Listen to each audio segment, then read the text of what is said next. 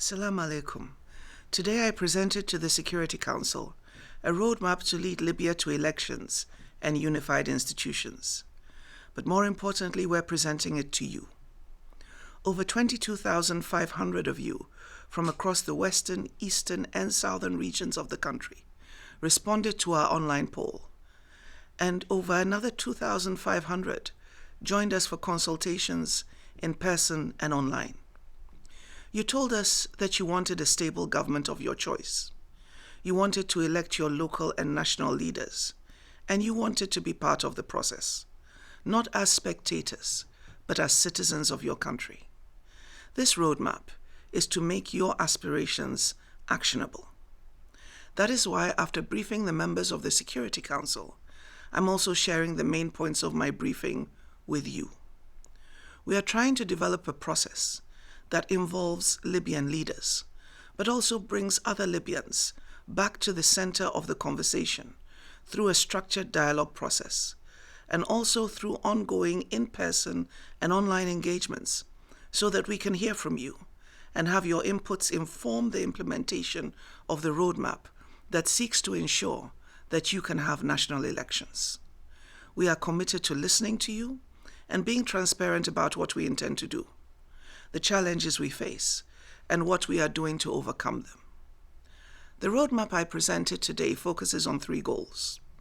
First, prior administrative and legislative reforms so that the conditions are created to hold credible presidential and legislative elections. Second, negotiating the formation of a new unified government that can lead across Libya with nationwide acceptance and public trust, while at the same time launching a structured national dialogue to help build consensus around short and long-term issues related to the economy, security, national reconciliation, and governance, including outstanding constitutional issues. We plan to do this working with existing institutions, because starting all over again will take longer, and the process of having successive transitional governments has not brought Libya the desired stability and certainty that comes from a government with a clear mandate that comes from the Libyan people. However, we recognize your desire to be active participants, and hence the proposed structured dialogue. Implementing this roadmap will not happen overnight. Its implementation will require perseverance, political will, and your support. It's a step-by-step process. Each stage builds on the last, starting with strengthening the High National Elections Commission and adjusting the legal framework to enable the holding of presidential and legislative elections. Negotiating a new unified government that can lead with trust and stability, and having a structured dialogue that allows inclusivity and greater participation in the process.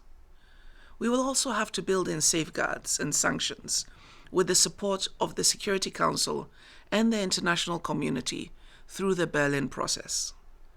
UNSMIL's role is to support Libya to build an inclusive democratic state, and that is why your leaders, your institutions, your communities, and you all have a role to play in this process.